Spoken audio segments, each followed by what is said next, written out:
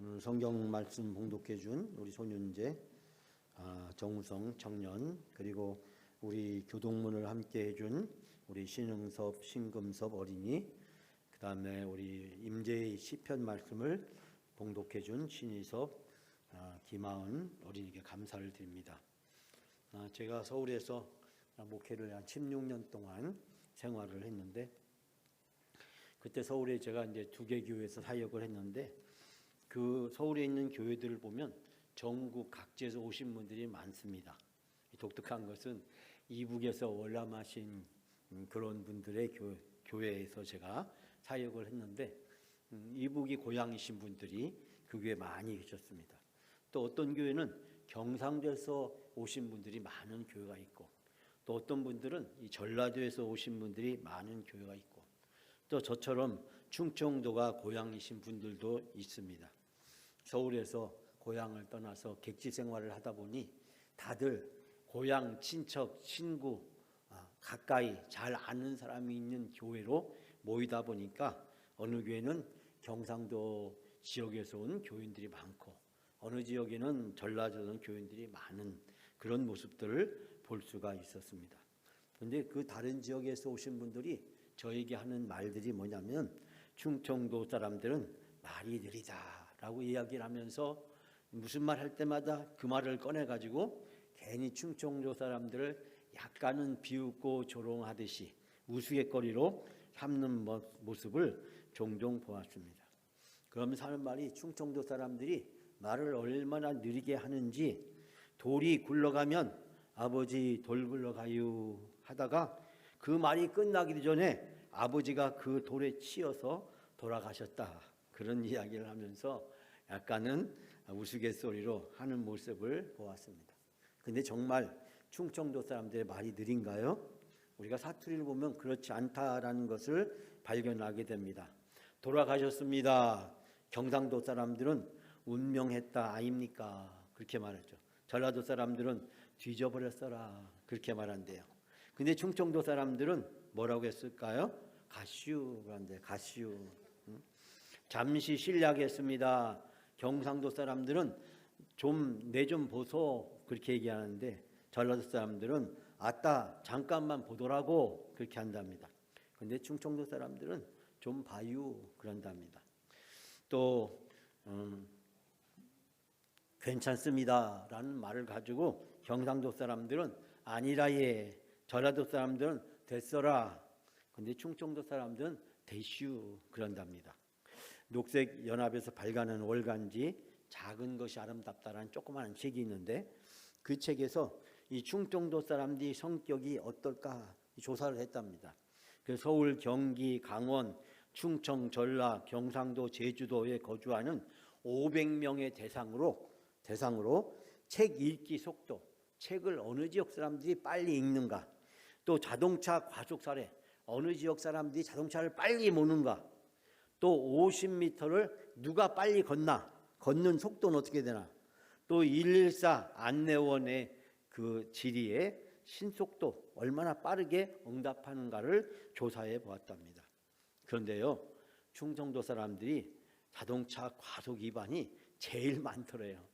뿐만 아니라 책 읽기, 걷기 등에서도 두각을 나타내고, 그래서 충청도 사람들이 이 설문조사 결과에 의하면 제일 빠르다고 나타났답니다. 여러분 믿어지세요? 네. 우리나라에서 말 잘하는 개그맨 절반 이상이 충청도 사람이래요. 이영자, 서세원, 서경석, 홍기훈, 이마룡, 최병서, 최양락, 김학래, 신동엽, 황기순, 김정열, 정말 내노라하는 개그 스타들이 충청도 사람이 제일 많답니다. 거의 반 이상을 차지한대요. 여러분, 이렇게 제가 말씀드려도 어떤 사람들은 그래도 충청도 사람이 느리다라고 생각하시는 분이 여기에 계시면 그분들은 고정관념에 사로잡힌 분입니다. 오늘 제가 여러분들에게 고정관념에 대해서 이야기를 하려고 합니다. 여러분, 경상도 사람은 어떻고, 전라도 사람은 어떻고, 충청도 사람은 느리고, 큰 교회는 좋고 작은 교회는 안 좋고, 공부를 잘하면 행복해지고 공부를 못하면 불행해지고, 유럽 사람들이나 백인들은 우수하고 아시아나 아프리카 사람들은 미개하고 돈 많은 사람은 행복하고 가난한 사람은 불행하고 너는 남자니까 되고 너는 여자니까 안 되고 심지어는 한때 우리나라에 행복은 성적순이다라고 하는 막말까지 등장했습니다. 막내는 의존적이다. 채식주의자들은 까탈스럽다. 정치인들은 거짓말을 잘한다. 탈북자들은 사회에 적응을 잘 못한다. 운동선수는 머리가 나쁘다. 유대인들은 구두 세워서 인색하다. 흑인들은 폭력적이다. 뚱뚱한 사람은 게으르다. 금발은 부족하다. 다른 말로 얘기하면 멍청하다라고 얘기합니다. 여러분, 전 세계적으로 흔히 접하는 고정관념들의 대표적인 사례들입니다. 고정관념, 어떤 사람이 어떤 사물이나 사실에 대해서 이야기를 할 때 잘못된 편견과 오해를 가지고 받아들이는 것을 고정관념이라고 이야기합니다. 그러다 보니까 이 고정관념 때문에 사실이 아닌 것을 사실이라고 주장하고 또 생각하고 또 말하고 행동함으로써 다른 사람들에게 상처를 주기도 하고 또 갈등을 일으키거나 분쟁을 일으키는 경우가 많은 것을 발견하게 됩니다. 사물이 있는 그대로 어떠한 현상들을 우리가 있는 그대로 받아들여야 되는데 그러지 못하고 사실을 왜곡하고 축소하고 확대하고 변색하고 변질하고 날조하는 경우가 상당히 많다는 것을 발견하게 됩니다. 우리가 지역 감정, 세대별로 남녀 간에 또 인종 간에 민족 간에 국가 간에 종교 간에 이 지구상에서 이런 많은 잘못된 고정관념이 편견을 낳고 편견이 차별을 낳고 그 차별 때문에 갈등을 겪는 경우가 얼마나 많습니까? 플라톤의 공화국이라고 하는 책에 나오는 동굴 이야기가 등장합니다. 아마 여러분이 몇 번은 다 들어보셨을 그런 이야기입니다. 어떤 사람이 깊은 동굴 속에 손과 발이 묶인 채 있었습니다. 그러면서 저 동굴 입구에서 밖에서 비춰지는 그 빛을 보고 그 빛이 만들어주는 그림자를 보고 이 사람은 세상은 이런 거구나라는 것을 깨닫고 배우기 시작했습니다. 한참 시간이 지난 다음에 그 중에서 한 사람이 이 동굴 밖에 묶여있는 포박을 끊고 동굴 밖으로 나왔습니다. 그리고 태양이 비치는 그 세계를 발견했습니다. 그러면서 그가 깨닫게 된 것은 동굴 속에서 지금까지 본 것은 진짜가 아니라 그림자였구나 라는 사실을 깨닫게 됩니다. 나는 지금까지 동굴 안에서 매여 있을 때 그 동굴 입구에서 비치는 것이 다 사실이고 진짜인 줄 알았는데 막상 세상에 나와서 보니 내가 지금까지 본 것은 진짜도 아니고 사실도 아니고 그림자에 불과했다. 나는 그림자를 진짜처럼 사실처럼 받아들이고 있었구나 라는 사실을 깨닫고 그가 동굴로 돌아가서 그 동굴에 있는 사람들한테 이야기를 했답니다. 우리가 지금까지 본 거는 사실이 아니야. 그건 그림자에 불과해. 그것은 사실이 아니고 가짜야 라고 이야기를 했지만 그 동굴 속에 있는 사람 그 누구도 이 사람의 이야기를 믿지 않았답니다. 너무 오랫동안 어둠 속에서 익숙하다 보니 그림자를 실체로 간주하게 되어버린 것입니다.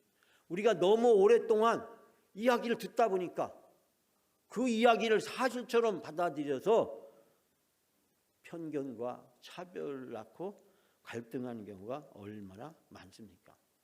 똑같은 말을 계속 듣다 보니까 그게 사실인 줄 알고 남녀 간에 지역 간에 인종 간에 여러 가지 사람과 사람 사이를 구별하는 것이 결코 사람의 우열을 가리는 것이 아닌데 그렇게 받아들이는 사람이 많이 있었다는 사실입니다. 여러분, 오늘 성경에 등장하는 이 복음을 거부한 유대인들이 바로 그런 고정관념에 사로잡힌 사람들입니다. 이 사람들은 율법에 대한 이야기를 어렸을 때부터 오랫동안 들으면서 성장해 왔습니다. 성전에서, 회당에서, 랍비와 서기관을 통해서, 또 부모님과 주변의 동네 어르신들을 통해서, 또 친구들과 이웃들을 통해서 그 이야기를 계속 들었습니다. 율법을 통해서 사람은 의로워지고, 율법을 통해서 우리는 하나님의 백성으로 살아갈 수 있다라는 것을 배우면서, 율법이 모든 문제를 해결하는 열쇠고, 율법에 따라서 사는 것이 하나님의 백성으로 사는 것이라고 생각을 하게 되었고, 그러한 고정관념에서 그들이 벗어나지를 못했습니다. 여러분, 오늘 본문에 이 고정관념에 사로잡혀 있는 사람들이 어떤 일을 겪게 되는지 우리에게 말씀해 주고 있습니다. 우리는 요즘 사도행전 말씀, 교회 이야기를 함께 나누고, 특히 사도 바울의 1차 전도 여행을 지난주부터 함께 나누고 있습니다. 즉 사도 바울과 바나바가 1차 전도 여행을 떠났고, 그 전도 여행에서 구브로 섬, 오늘날 이야기하면 키프로스라고 하는 그 섬에서 전도를 하다가, 이 사도 바울과 바나바가 아마 제 생각에는 당시의 세계의 큰 중심이었던 저 로마 제국을 향해서 우리가 전도를 해야겠다. 그래서 이 아시아의 중심인 튀르키예, 즉 옛날에는 터키라고 불렀죠. 그 터키의 중심에 있는 바로 안디옥이라는, 즉 비시기아 안디옥이라는 곳에 가서 우리가 복음을 전하면 이 복음이 이 소아시아 지역에, 이 로마 제국 내에 빨리 전파할 수 있겠다. 여러분, 이 시간 여러분들과 함께 성지 최고의 전문가인 이강근 박사님을 통해서 5분 동안 이 비시기아 안디옥에 대해서 영상을 같이 보려고 합니다. 제가 이 영상을 보는 이유는, 제가 초대교회를 아무리 설명해도 여러분 머릿속에 그림이 잘 그려지지 않을 수 있고, 너무 추상적인 것으로 먼 옛날 이야기로 생각하기가 쉽기 때문에 여러분들에게 그림을 하나 그려드리려고 합니다. 당시 튀르키예, 터키, 이 중서부 지방, 이 비시기아 안디옥은 어떤 도시였을까요? 왜 사도 바울은 그곳에 가서 복음을 전하려고 했을까요? 여러분, 함께 영상을 통해서 보겠습니다.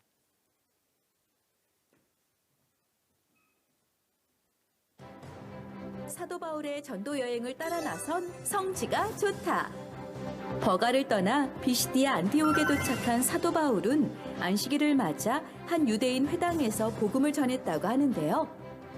이를 기념하기 위해 회당터 위에 세워진 사도 바울 기념교회와 부유했던 도시 비시디아 안디옥의 그 외 여러 유적들, 그리고 그 다음 행선지 이고니온에서 발견한 사도 바울의 1차 전도 여행지가 새겨진 중요한 석비까지, 그 생생한 역사의 현장으로 지금 출발합니다.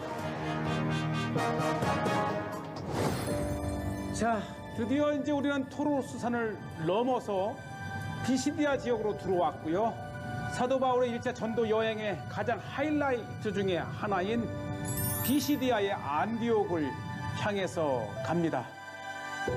네, 이렇게 이 버가에서 180여 킬로를 넘어선 끝에 이제 거의 비시디아 안디옥을 다가서고 있는데, 특히 이제 이 지역은 비시디아 안디옥의 편말까지 되어 있는데 거의 해발 1200에서 1500의 거대한 아나톨리아 고지대에 이렇게 위치를 해 있고요.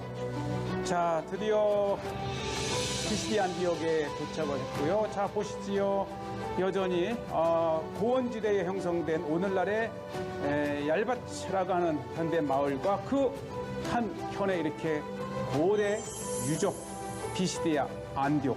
야, 이렇게 드러내서 규모 있게 이렇게 보게 되시는데, 굉장히 정말 거대했던 정면의 로마 시대 때의 신전에서부터 카르도, 또 많은 로마 시대 때 길이 이렇게 잘 기획된 도시임을 볼 수가 있고요. 자, 이제 한번 안으로 들어가 봅니다. 이 모형도를 보면 굉장히 비시디아 지역에서 중요한 교통의 요지였고요. 또 이렇게 서쪽 문의 입구를 우리가 이렇게 들어가 봅니다. 비시디아 지역의 갈라디아는 이 부르기아 지역의 아주 거대했던 로마 시대 때의 도시였고요. 특히 우리가 들어가는 이 문은 서쪽 문, 그러니까 동서남북으로 나여 있는 서쪽 문을 통해서 오늘날 이 비시디 안디옥 지역을 들어갑니다. 우리가 이제 성지순례에 와서 대부분 아마 이 문을 통해서 비시디아 지역을 방문하게 되는데, 이제 굉장히 그 남아있는 유적의 그 정교함이 굉장히 수준 높은 도시였었고요. 이 사도 바울 시대 때의 이 비시디아 안디옥은 이 갈라디아 지역에 속해 있었지만은 이 로마가 갈라디아로 통폐합하기 이전에는 이 지역이 부르기아 지역으로 불렸습니다. 이 부르기아 자체가 굉장히 산악이 험한 지역의 사람들이었기 때문에 용감하고 그리고 굉장히 거칠지요. 또 그만큼 강했다는 뜻입니다. 그래서 이 부르기아 지역의 이 동서남북으로 연결을 하고 있는 당대 로마 시대 때 주요한 이 중심 역할을 했기 때문에 정치적으로도 중요했고 또 이 경제적으로도 굉장히 부유했던 도시가 바로 피시디아 안디옥입니다. 이 수리아 지역에 안디옥이 있다면 지금 이 부르기아 지역에 이 비시디아 지역이라고 불렸던 이 지역에 또 하나의 안디옥이 있었죠. 자, 보시죠. 이제 도시 자체가 굉장히 잘 구획이 정해진 계획된 도시였던 것을 바로 이 중앙의 대로도를 보면 압니다. 벌써 이 발굴된 일부의 도로만 보더라도 보시죠. 이 잘 포장된 거대한 바위에 얼마나 많은 마차가 지나갔는지 그 홈이 패여일 정도로 도시가 컸고 굉장히 번화했던 도시. 사도 바울은 바로 1차 전도 여행 시에 버가를 지나 바로 이곳 피시디아에 있는 안디옥에 도착해서 이곳 회당에서 복음을 전했습니다. 네, 이제 회당이 있을 정도면은 그만큼 많은 유대인들이 이곳에 살았다고 하는 것이고요. 자, 이렇게 이제 그런 이제 동서로 나 있는 이제 데코마누스 막시무스라고 하는 길이 있고 또 남북으로는 이제 카르도 막시무스가 있어서 로마 시대 때의 길만큼은 정말 잘 발달이 되었고 그 무엇보다도 이제 극장이 또 이렇게 있었습니다. 이 자그마한 극장이지만 5천여 명이 관람할 수 있는 이 극장이 바로 이렇게 서쪽을 바라보고 있습니다. 그러니까 이 발굴된 지역은 정말 군데 일부이지만은 얼마나 비시디아 안디옥이 굉장히 규모가 컸었고 이 부르기아 지방의 아주 중심을 이루는 도시였음을 오늘날의 유적지를 통해서 알 수가 있습니다. 여러분, 우리 한국에 왔던 선교사들도 자기 임의대로 한국을 돌아다니면서 선교한 것이 아니라 지역을 나누어 맡고 선교를 했습니다. 그래서 이 대전 지역은 원래 감리교와 침례교 선교사들이 주로 선교를 했고 우리 장로교는 충청북도와 전라남북도, 목포를 중심으로 해가지고 선교사들이 배를 타고 와서 목포에 상륙해서 광주로 그리고 이제 전라남북도를 거쳐서 그래서 이 지역마다 이 전국의 주요한 지역을 서로 교파에 따라서 선교지를 나누어 맡아서 선교를 했습니다. 왜냐하면 선교하다가 서로 같은 지역에서 어떤 갈등과 문제가 생기기 위해서 그것을 예방하기 위한 것이었습니다.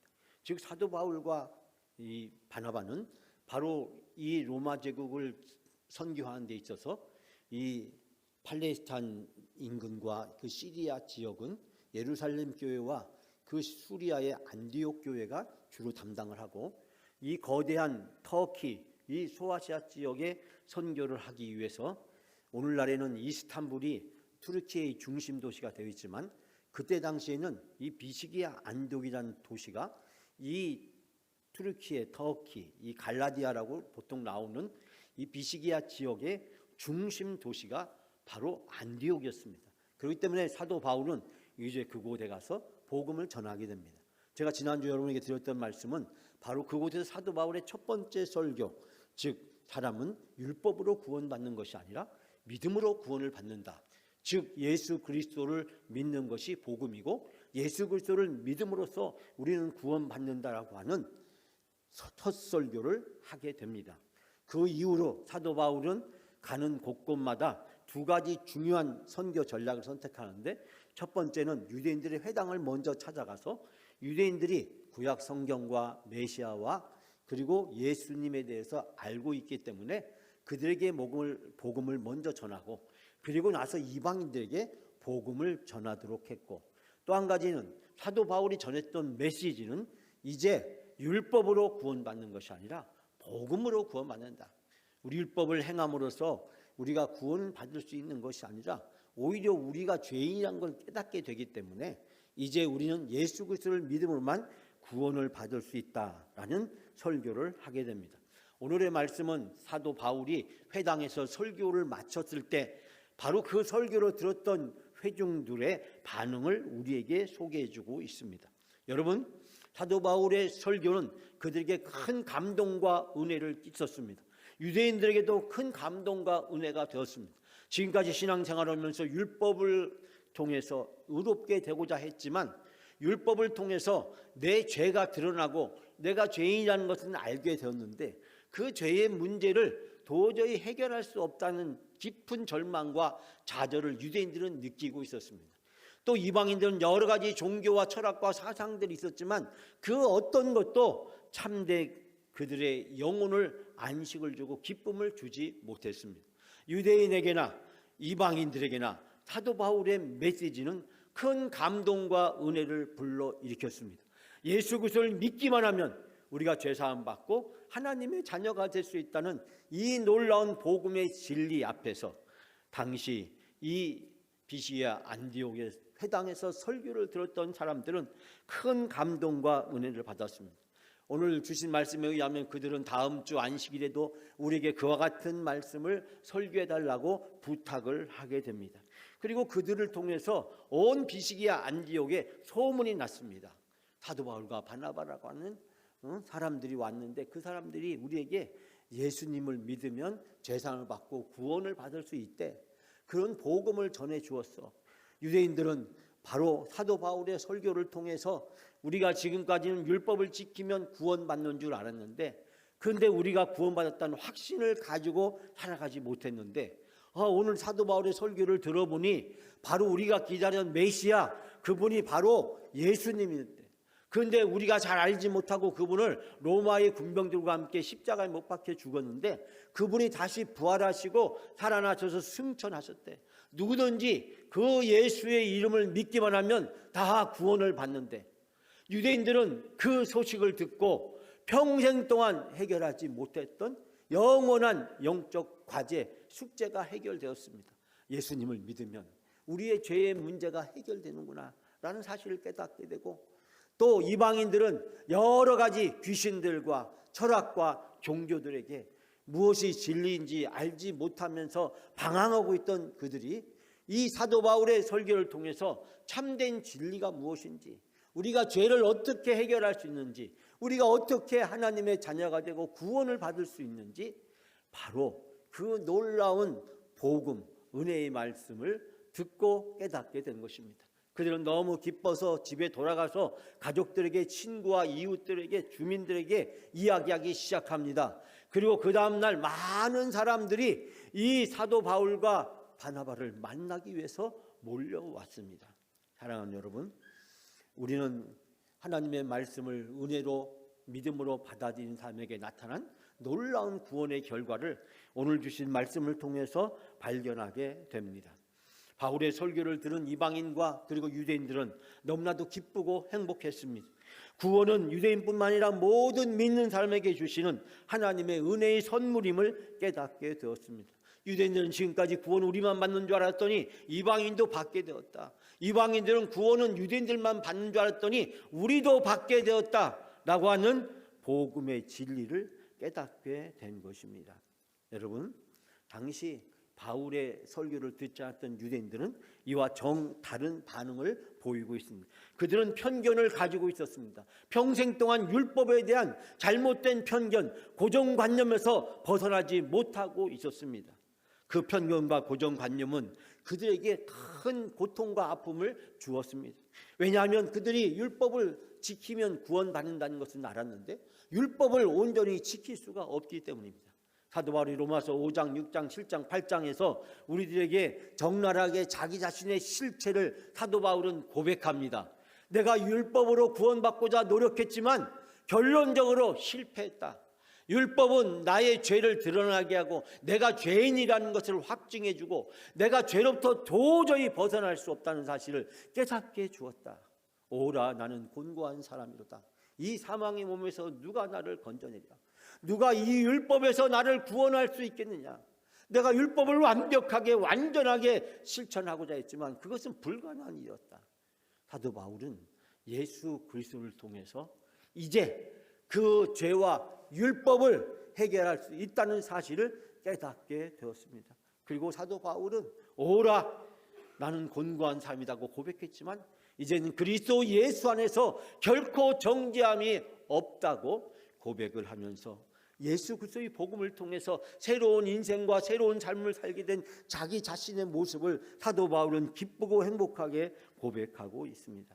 사랑하는 여러분, 유대인들은 하나님의 특별한 은혜를 받았습니다.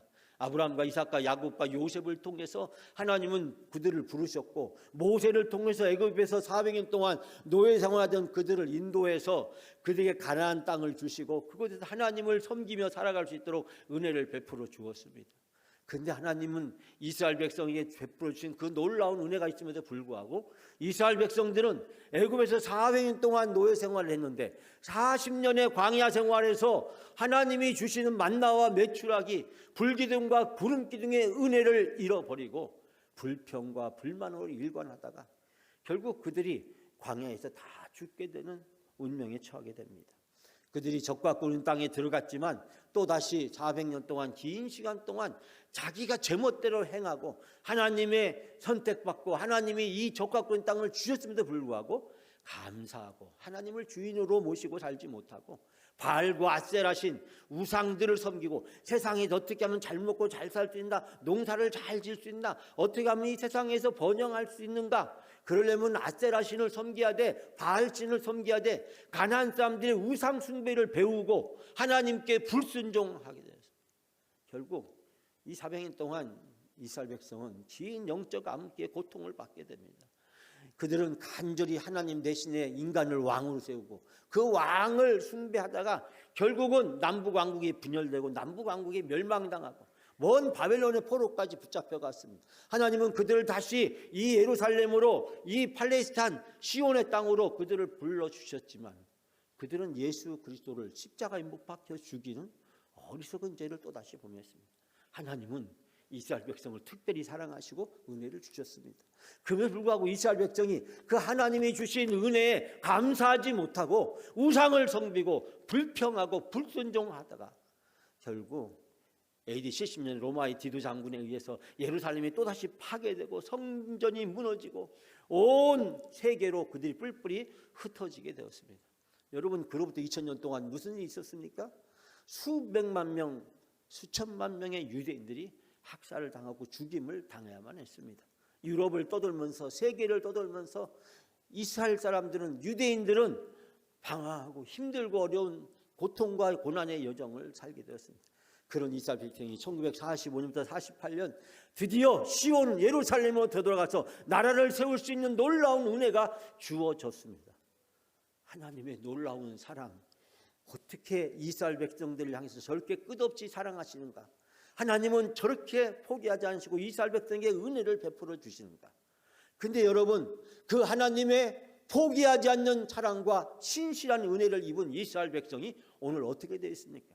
지금 팔레스타인에서 가자에서 수없이 많은 팔레스타인 사람들이 폭탄으로 죽어가고 있습니다. 핸드폰이 폭발하고 삐삐가 폭발하고 워키토키가 폭발.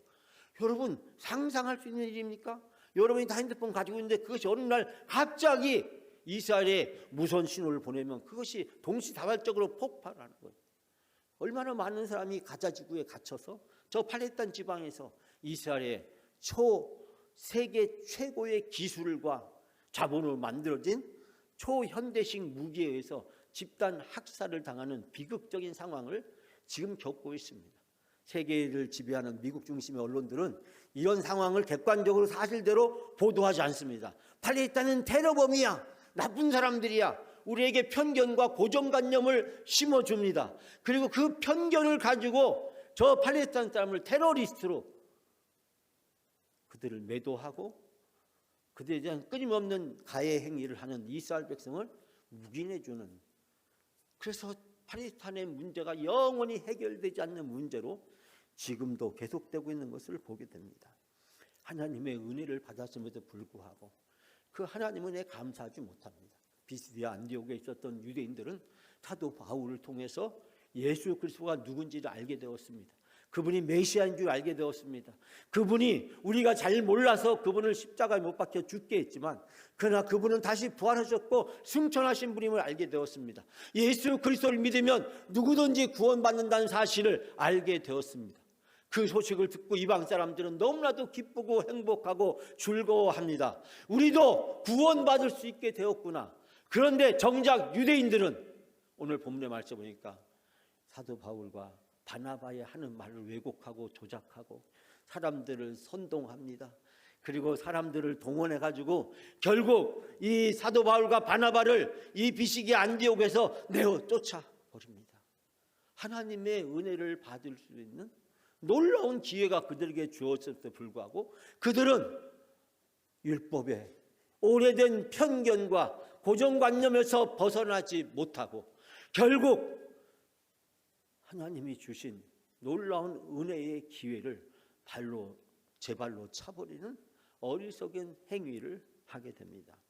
사랑하는 여러분, 우리는 예수 그리스도를 통해서 구원받는 놀라운 은혜를 받았습니다.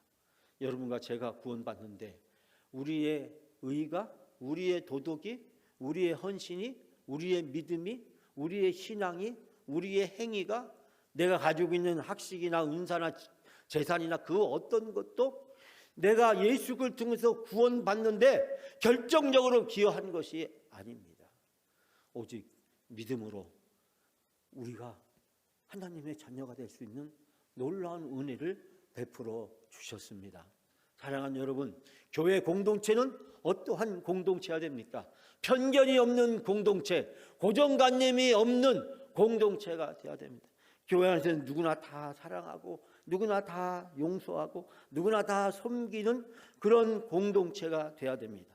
은혜 받은 사람은 다릅니다. 율법을 믿으면 고정관념, 편견, 차별에서 벗어나지 못합니다. 율법을 믿으면 미래가 없고 과거에만 따집니다. 죄 문제만 가지고 따집니다. 과거에 내가 어땠는데, 내가 무엇을 했는데, 자기 공로를 내세우고 상대방의 부족한 것을 내세워서 상대방을 공격합니다. 율법은 우리를 죄인으로 만들고 함께 있는 다른 사람도 죄인으로 만들고 우리 모두를 고통스럽고 불행하게 만들어 버립니다. 그러나 예수 그리스도를 믿으면 우리의 미래가 달라집니다. 여러분, 나의 구원은 나의 힘으로 나의 능력으로 율법으로 받은 것이 아니라 예수님 때문에 우리가 구원받게 된 줄 믿습니다. 그러므로 예수님 때문에 내가 구원받았다는 사실을 알게 될 때 우리는 겸손하게 되고 감사하게 되고 기쁨이 넘치게 되고 하나님께 쓰임을 받게 되고 즐겁고 행복하게 됩니다. 우리의 미래가 바뀌고 우리의 오늘 현재가 바뀝니다. 여러분, 복음은 모든 사람에게 희망과 은혜와 기쁨과 축복을 베풀어 줍니다. 예수님을 믿으면 우리의 미래가 바뀝니다. 지옥에서 천국으로, 죄인에서 하나님의 자녀로, 불평이 감사로, 불행이 행복으로 우리의 미래가 활짝 바뀝니다. 예수 그리스도를 믿으면 우리에게 이 놀라운 변화가 이미 시작되었습니다. 사랑하는 여러분, 그 예수 그리스도를 통해서 나의 미래가 바뀌었다는 사실을 확신하시면서 그 예수 그리스도만 모시고 그 예수 그리스도에 대한 믿음으로 날마다 천국에서 날마다 행복한 삶을 살아가는 여러분이 다 되시기를 주님의 이름으로 축복합니다.